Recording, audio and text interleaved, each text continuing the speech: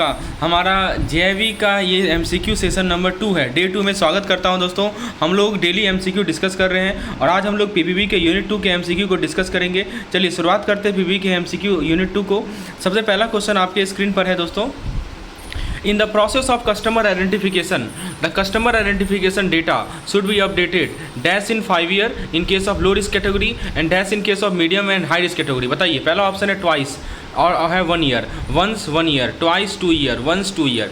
तो दोस्तों customer identification के प्रोसेस में जो कस्टमर आइडेंटिफिकेशन डेटा है उसे अपडेट किया जाएगा। याद रखिएगा करेक्ट आंसर है इसका ऑप्शन नंबर 4। दोस्तों मैं आपको सजेस्ट करूंगा कि आप खुद से पहले आंसर देखिए फिर मेरे एक्सप्लेनेशन को सुनिए। तो कस्टमर का जो आइडेंटिफिकेशन है वो डेटा जो है अपडेट किया जाएगा एक बार 5 साल में लो रिस्क कैटेगरी के केस में और 2 साल में मीडियम रिस्क और हाई रिस्क कैटेगरी के केस में। तो करेक्ट आंसर है ऑप्शन नंबर 4। चलिए क्वेश्चन नंबर 2 आपके स्क्रीन पर है। Dash is the process of keeping the amount lower than the fixed for reporting and building similar transaction till the amount plan to be laundered is reach fully. तो process के नाम पूछा जा रहा है दोस्तों। तो यहाँ पे आपका ऑप्शन है इंट्रेलिंग, लेडिंग, स्लसिंग, स्मर्फिंग। तो दोस्तों इसका करेक्ट आंसर है option number 4 that is smurfing. Smurfing एक प्रोसेस होता है कि आप अमाउंट को कम रखते हैं then the fix amount for reporting and building similar transaction. चलिए क्वेश्चन नंबर 3 पे आते हैं। क्वेश्चन नंबर 3 आपसे पूछ रहा है कि what information about the correspondent bank must be available. यानी कॉरेस्पॉन्डेंट बैंक के बारे में कौन सी जानकारी अवेलेबल होगी। पहला मेजर बिजनेस एक्टिविटी, दूसरा द बैंक मैनेजमेंट, तीसरा level of AML KYC compliance और चौथा ऑल द अबव। तो दोस्तों बताइए कॉरेस्पॉन्डेंट बैंक के बारे में कौन सी जानकारी अवेलेबल होगी। तो करेक्ट आंसर है दोस्तों इसका option number 4 that is all the above. यानी आपको कॉरेस्पॉन्डेंट बैंकिंग के बारे में, बैंक के बारे में, मेजर बिजनेस एक्टिविटी, बैंक का management, level of AML KYC सब कुछ पता होना चाहिए। नेक्स्ट क्वेश्चन है, इनमें से कौन सा एक्ट डिफाइन करता है offence of money laundering as engaging directly और indirectly in a transaction that involve primarily property and is proceed of crime derive from proceed of crime. और दोस्तों रिमूविंग फ्रॉम और ब्रिंगिंग इनटू डेट, मतलब कौन सा act जो है define करता है मनी लॉन्ड्रिंग को। ऑप्शन ए है anti money laundering act 2005, option 2 है active money laundering act 2003, option 3 है prevention of money laundering act 2002, option 4 है impediment of money laundering act 2002। बताइए क्या सही जवाब है। तो दोस्तों इस क्वेश्चन का सही जवाब है option number 3 that is prevention of money laundering act 2002। आइए क्वेश्चन नंबर 5 को देखते हैं। क्वेश्चन नंबर 5 में पूछा जा रहा है इनमें से कौन सा हाई रिस्क एक्टिविटी है। ऑप्शन 1 है एक कस्टमर कार परचेज कर रहा है लोकल गैराज से, ऑप्शन 2 है एक स्टेटमेंट को प्रिंट कराना किसी कस्टमर के लिए, ऑप्शन 3 है होम इंप्रूवमेंट के लिए लोन लेना, ऑप्शन 4 है money transfer to unknown third party. बताइए क्या सही जवाब है। हाई रिस्क एक्टिविटी कौन सा होता है। दोस्तों इसका सही जवाब है ऑप्शन नंबर 4 दैट इज आप यानी अननोन थर्ड पार्टी को मनी ट्रांसफर कर रहे हैं, ये हाई रिस्क एक्टिविटी है। नेक्स्ट क्वेश्चन आपके स्क्रीन पर है। आपको KYC प्रैक्टिस को सब पढ़ना है और बताना है कि कौन सा KYC एलिमेंट जो है इस प्रैक्टिस को रिलेट कर रहा है। जैसे well develop and applied customer assessment enable identification and classification of potentially high risk customer. इसे क्या कहते हैं। Customer acceptance, customer identification, account and transaction monitoring and risk management. तो दोस्तों इसे कहा जाता है कस्टमर एक्सेप्टेंस। यानी दोस्तों well develop and applied customer assessment enable identification and classification of potentially high risk customer, this is called customer acceptance. Option number 1 is correct. Question 7 पे आते हैं। इनमें से कौन सा क्राइम जो है PMLA 2002 के अंदर इंक्लूडेड नहीं है। Drug trafficking, kidnapping, murder, none of the above. तो दोस्तों इसका करेक्ट आंसर है नन ऑफ द अबव, यानी ये सभी के सभी इंक्लूडेड है PMLA 2002 के अंदर। नेक्स्ट क्वेश्चन है कौन रिपोर्ट फाइल करता है FIUIND को, फाइनेंशियल इंटेलिजेंस यूनिट इंडिया, यदि बैंक कंक्लूड करती है कि ट्रांजेक्शन सस्पिशियस है। पहला ऑप्शन है PO, दूसरा ऑप्शन है सीनियर मैनेजमेंट, तीसरा ऑप्शन है दोस्तों internal audit and control team, चौथा option none of the above. तो करेक्ट आंसर इसका option number A. Next question है दोस्तों laundering might attempt a series of small currency transaction over time because a provision of bank secrecy act require the filling of CTR cash transaction report for transaction exceeding 10 lakh. Option 2 large amount are too risky to carry out on. Option 3 that's the way in which launderer take in the funds. Option 4 none of the above. तो दोस्तों laundering में एक series of small currency transaction को attempt करता है। इसका कारण है दोस्तों कि एक प्रोविजन है बैंक के सेक्रेसी एक्ट में जो रिक्वायर करता है कि कैश ट्रांजेक्शन रिपोर्ट को फाइल किया जाएगा जो भी ट्रांजेक्शन 10 लाख से ऊपर होगा। तो ऑप्शन नंबर 1 करेक्ट है। तो दोस्तों इस तरह से देख सकते हैं ये PDF है PPB का यूनिट 2 का। जैसे मैंने दोस्तों 100 क्वेश्चन तक बनाए हैं, आप देख सकते हैं दोस्तों देयर आर ओवर 100 क्वेश्चन। और आपको यदि इतना कर लेते हैं ना तो इसके अलावा कोई क्वेश्चन पूछा ही नहीं जाएगा क्योंकि सारा क्वेश्चन इसमें दिया हुआ है, मैकमिलन के एक लाइन से बनाया हुआ है। तो यदि आप इंटरेस्टेड हैं इस तरह के MCQs PDF में तो हमें इस नंबर पे व्हाट्सएप करें, तो आपको मैं प्लान प्रोवाइड करूंगा। पेड प्लान होता है, मैं अपने सभी पेड मेंबर को MCQs PDF प्रोवाइड करता हूँ। हर एक यूनिट का सेपरेट MCQ PDF होता है। चलिए दोस्तों, हम लोग अब IANIFS के यूनिट 2 के MCQ पोर्शन को डिस्कस करते हैं, जो कि बेस्ड है दोस्तों सेक्टर ऑफ इंडियन इकोनॉमी के। तो सेक्टर ऑफ इंडियन इकोनॉमी के MCQ को डिस्कस करते हैं दोस्तों। पहला क्वेश्चन आपके स्क्रीन पर है, आपको करेक्ट सेकेंडरी सेक्टर एक्टिविटी को आइडेंटिफाई करना है। पहला ऑप्शन है प्रोडक्शन ऑफ कॉटन, दूसरा ऑप्शन है प्रोडक्शन ऑफ क्लॉथ, तीसरा ऑप्शन है ट्रांसपोर्टेशन ऑफ कॉटन, चौथा ऑप्शन है नन ऑफ दिस। दोस्तों इसका सही जवाब है क्लॉथ का प्रोडक्शन। क्लॉथ का प्रोडक्शन जो है एक सेकेंडरी सेक्टर एक्टिविटी है, तो option number B is correct. Next question आपके स्क्रीन पर है कि जो टर्सरी सेक्टर को और क्या कहा जाता है, service sector, defence sector, agriculture sector, none of this. तो दोस्तों टर्सरी सेक्टर को कहा जाता है service sector, option A is correct. तो थर्ड क्वेश्चन आपके स्क्रीन पर है कि कौन सा सेक्टर इंपॉर्टेंट था during initial stage of development, यानी डेवलपमेंट के शुरुआती दौर में कौन सा सेक्टर इंपॉर्टेंट था, agriculture sector, industrial sector, service sector, none of this. तो आपने यदि इस थ्योरी को, इस टॉपिक को पढ़ा है तो आप इसका जवाब दे सकते हैं कि सबसे इंपॉर्टेंट सेक्टर कौन सा था इनिशियल स्टेज ऑफ डेवलपमेंट में। दोस्तों इसका सही जवाब है एग्रीकल्चर सेक्टर। एग्रीकल्चर सेक्टर सबसे ज़्यादा इंपॉर्टेंट था during the initial stage of development, so option number A is correct. कृषि। नेक्स्ट क्वेश्चन है दोस्तों, इनमें से कौन सा ऑर्गेनाइज सेक्टर के अंदर आता है। पहला है स्मॉल शॉप, दूसरा है ढाबा, तीसरा है मल्टीनेशनल कंपनी, चौथा है ऑल ऑफ दिस। दोस्तों इसका सही जवाब है option number C, that is multinational company, यानी जो MNCs है वो हमारे ऑर्गेनाइज सेक्टर के अंदर आता है, तो option number C is correct. Question number 5 देखते हैं, extraction of mineral is an activity of. तो मिनरल को एक्सट्रैक्ट कर रहे हैं तो ये किसका एक्टिविटी है, प्राइमरी सेक्टर का, टर्सरी सेक्टर का, सेकेंडरी सेक्टर का, इनमें से कोई नहीं। तो दोस्तों यदि आप मिनरल को एक्सट्रैक्ट कर रहे हैं तो ये एक्टिविटी आपको पता होना चाहिए, this is an activity of your primary sector, so correct answer is option number A. Question number 6 देखते हैं दोस्तों कि सेकेंडरी सेक्टर को और क्या कहा जाता है, agriculture sector, service sector, industrial sector, none of this. तो सेकेंडरी सेक्टर को बताइए क्या कहा जाता है दोस्तों। तो सेकेंडरी सेक्टर को दोस्तों कहा जाता है industrial sector, option number C is correct. Question number 7 देखते हैं, what is the reason behind calling secondary sector industrial sector, यानी सेकेंडरी सेक्टर को इंडस्ट्रियल सेक्टर क्यों कहा जाता है। देख रहे हैं दोस्तों एक एक लाइन से क्वेश्चन बनाया, आप बुक पढ़ेंगे तो वही सब क्वेश्चन आपको यहाँ मिलेगा, ताकि आपको रिवाइज कर पाएँ चीज़ों को आसानी से।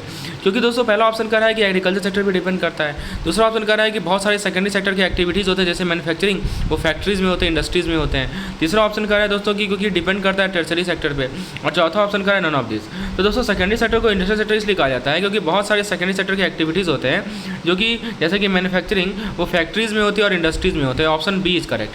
क्वेश्चन नंबर 8 आपके स्क्रीन पर है, इनमें से कौन सा अनऑर्गेनाइज सेक्टर का पार्ट है, auto repair shop, government department, MNCs, all of this. तो दोस्तों अनऑर्गेनाइज सेक्टर का पार्ट कौन सा है बताइए। तो ऑटो रिपेयर शॉप जो है वो अनऑर्गेनाइज सेक्टर का पार्ट है। नेक्स्ट क्वेश्चन है दोस्तों, ऑर्गेनाइज सेक्टर और अनऑर्गेनाइज सेक्टर के बीच में डिफरेंस क्या है। ऑप्शन ए, ऑर्गेनाइज सेक्टर जो है गवर्नमेंट के कंट्रोल में, अनऑर्गेनाइज सेक्टर जो है गवर्नमेंट के कंट्रोल में नहीं है, ठीक है। फिर दोस्तों ऑप्शन भी कर रहा है कि ऑर्गेनाइज सेक्टर का ग्रोथ जो है लोअर होता है as compare to organise sector, और दोस्तों कोई सिग्निफिकेंट डिफरेंस नहीं है। तो ऑप्शन ए करेक्ट है कि ऑर्गेनाइज सेक्टर जो है गवर्नमेंट के कंट्रोल में है, ऑर्गेनाइज सेक्टर गवर्नमेंट के कंट्रोल में नहीं है। दोस्तों इसी प्रकार से देख सकते हो और भी ढेर सारे MCQs बनाए हुए हैं इस पार्टिकुलर लेक्चर के, तो इस पार्टिकुलर यूनिट के, तो आपको ये सभी PDF के फॉर्म में दिया जाएगा। If you are interested to get such type of MCQ, kindly WhatsApp me on number shown on the screen. So friends, now let's discuss our AFM unit number 2, that is basic accountancy procedure. आइए दोस्तों इसके MCQs को discuss करते हैं, एक एक point को समझते हैं दोस्तों MCQs के माध्यम से। सो फ्रेंड्स, पहला क्वेश्चन आपके स्क्रीन पर है कि cost accounting is concerned with application of dash for ascertaining the cost with a view to controlling them and assessing the profitability and efficiency of the enterprise. बताइए cost accounting किससे concern है। Option A कर रहा है दोस्तों costing principal, option B कर रहा है कॉस्टिंग मेथड, ऑप्शन सी कर रहा है कॉस्टिंग टेक्निक, ऑप्शन डी कर रहा है ऑल द अबव। तो दोस्तों याद रखिएगा कि कॉस्ट अकाउंटिंग कंसर्न्ड है कॉस्टिंग प्रिंसिपल और सभी से, कॉस्टिंग प्रिंसिपल से भी, कॉस्टिंग मेथड से भी, कॉस्टिंग टेक्निक से भी, यानी इन सभी से के एप्लीकेशन से कंसर्न्ड है, ताकि कॉस्ट को असर्टेन कर सकें, ताकि हम उसे कंट्रोल कर सकें और प्रॉफिटेबिलिटी को एक्सेस कर सकें। Option number A is correct, sorry मतलब सभी से कंसर्न है, costing principle, costing method, costing technique. Next question है दोस्तों, किस अकाउंटिंग एसोसिएटेड, कौन सा अकाउंटिंग होता है दोस्तों जो कि एसोसिएटेड होता है need of the business owner to keep record of their transaction, the property, the tools they own and the debts they own and the डेब्ट दे ऑन देम। मतलब stewardship accounting, financial accounting, cost accounting, management accounting. दोस्तों correct answer इसका stewardship accounting. Stewardship accounting दोस्तों ये associated होता है कि business honour को नीड चाहिए ताकि वो रिकॉर्ड रख सके अपने ट्रांजेक्शन का, और प्रॉपर्टी का और टूल का जो खरीदते हैं, और जो डेप्ट वो ऑफ करते हैं। नेक्स्ट क्वेश्चन है दोस्तों, इनमें से कौन सा अकाउंटिंग सिस्टम को जो एसोसिएटेड है preparation and presentation of accounting and controlling information in the form that assist the management in the formulation of policy and decision making on the various matter connected with the operation of business enterprise. तो accounting का type आपसे पूछा गया है, जो कि इसमें आप अकाउंटिंग को प्रिपेयर करते हैं, प्रेजेंट करते हैं, इन्फॉर्मेशन को कंट्रोल करते हैं ऐसे फॉर्म में जो कि मैनेजमेंट को हेल्प करेगा पॉलिसीज़ बनाने में। Stewardship accounting, financial accounting, social responsibility accounting, management accounting. So correct answer is option number D कि ये मैनेजमेंट अकाउंटिंग का पार्ट है। नेक्स्ट क्वेश्चन है दोस्तों कि बिजनेस का जो मैनेजमेंट होता है वो रिस्पॉन्सिबल होता है कि क्या बिजनेस कंट्रीब्यूट करेगा सोशल वेलबींग और प्रोग्रेस में। तो ये किस अकाउंटिंग सिस्टम में आता है, ठीक है, ये पूछा जा रहा है आपसे दोस्तों कि आपको बताना है कि किस तरह का अकाउंटिंग सिस्टम है, मतलब management of business are held responsible for what the business contribute to the social wellbeing and progress under an accounting system. तो इसे कहा जाता है दोस्तों सोशल अकाउंटिंग सिस्टम, ठीक है, option number C is correct. Next question है दोस्तों accounting system that involves accounting for investment in people and replacement cost as well as accounting for the economic value of people to an organisation is called. यानी accounting system ऐसा दोस्तों जो involve करे investment, accounting for investment in people and replacement cost as well as accounting for economic value of people. इसे क्या कहते हैं, inflation accounting, या इसे हम ह्यूमन रिसोर्स अकाउंटिंग कहेंगे, या सोशल रिस्पॉन्सिबिलिटी अकाउंटिंग कहेंगे, या मैनेजमेंट अकाउंटिंग कहेंगे। तो दोस्तों करेक्ट आंसर है इसका human resource accounting. Human resource accounting में क्या होता है कि अकाउंटिंग सिस्टम के अंदर अकाउंटिंग होता है पीपल में, investment in people and replacement cost as well as the accounting for economic values. Next question है दोस्तों नेक्स्ट क्वेश्चन है dash accounting is concern with the adjustment in the values of the asset and profit in the light of change in price level. यानी price level यदि change हो रहा है तो हम अकॉर्डिंगली एसेट और प्रॉफिट को एडजस्ट करेंगे। कौन सा accounting, inflation accounting, human resource accounting, social responsibility accounting या मैनेजमेंट अकाउंटिंग। तो करेक्ट आंसर दोस्तों इसका इन्फ्लेशन अकाउंटिंग। नेक्स्ट क्वेश्चन है कि मशीनरी जो है रिकॉर्ड किया जाता है किसी फर्म के बुक में paid price to the supplier and plus the expense of bringing and installing the machine. ये किस कारण से होता है दोस्तों, तो money measurement concept, cost concept, business entity concept, realisation concept. तो दोस्तों प्रत्येक बिजनेस ट्रांजेक्शन को रिकॉर्ड किया जाता है बुक के अकाउंट बुक में कॉस्ट प्राइस पे, और ये कॉस्ट को रिक्वायर होता है कि मशीनरी को वर्किंग ऑर्डर में रखे। तो करेक्ट आंसर है इसका ऑप्शन भी, that is cost concept. Next question में बताया जा रहा है कि जो मॉनेटरी वैल्यू असाइन किया जाता है वेरियस एसेट को वो कहाँ से डिराइव होता है। तो दोस्तों जो कॉस्ट कंसेप्ट होता है ना वो कहता है कि कोई भी एसेट जो है वो वर्थ होता है जितना प्राइस आप पे करेंगे जो कॉस्ट इनकर हुआ उसे एक्वायर करने के लिए। तो इसीलिए इसे प्रॉपर्ली रिकॉर्ड किया जाए। तो ऑप्शन नंबर बी करेक्ट है, कॉस्ट कंसेप्ट करेक्ट है। तो दोस्तों ये था हमारा कुछ क्वेश्चन का सेट यूनिट नंबर 2 से एफएम का। इसी तरह से दोस्तों आप देख सकते हैं कि हमने डिफरेंट टाइप्स ऑफ क्वेश्चन को प्रिपेयर किए हैं, एमसीक्यूज को प्रिपेयर किए हैं। जहाँ पे न्यूमेरिकल क्वेश्चन है वहाँ न्यूमेरिकली प्रिपेयर किया गया है। आइए दोस्तों हम लोग कंटिन्यू करते हैं अपने सेशन को और आरबीडब्ल्यूएम के यूनिट 2 के एमसीक्यू पोर्शन को डिस्कस करते हैं आज के सेशन में। तो टॉपिक का नाम है retail banking role within the bank operation. आइए डिस्कस करते हैं इसे। तो दोस्तों पहला क्वेश्चन आपके स्क्रीन पर है, integrated business approach in foreign bank and new generation private sector bank is carried on as an. Option A separate business activity, option B SBU, option C either of A और B, option D both A and B. दोस्तों इसका correct answer है SBU यानी strategic business unit. तो हमारा जो integrated business approach होता है फॉरेन बैंक में और new generation private sector bank में, रिटेल बैंकिंग में ये कैरी होता है एसबीयू के फॉर्म में। Option B is correct. Next question है दोस्तों कि बिजनेस मॉडल और रिटेल बैंकिंग क्या क्या इंक्लूड करता है, departmental approach, SBU approach, integrated approach, all the above. Correct answer है दोस्तों इसका option D all the above, यानी ये सभी चीज़ इंक्लूडेड होते हैं हमारे बिजनेस मॉडल में। नेक्स्ट क्वेश्चन है कि एसबीयू जो होता है इंटरनल बैंकिंग में वो किसका फुल फॉर्म क्या है, small business unit, strategic business unit, sophisticated business unit या स्ट्रेटेजिक बिजनेस यूनिट। तो ऑप्शन नंबर बी करेक्ट है। नेक्स्ट क्वेश्चन है दोस्तों कि एसबीयू अप्रोच जो है model of retail banking, S का फुल फॉर्म क्या है। तो अभी मैंने बताया स्ट्रेटेजिक होगा, ऑप्शन बी का ऑप्शन सी करेक्ट होगा।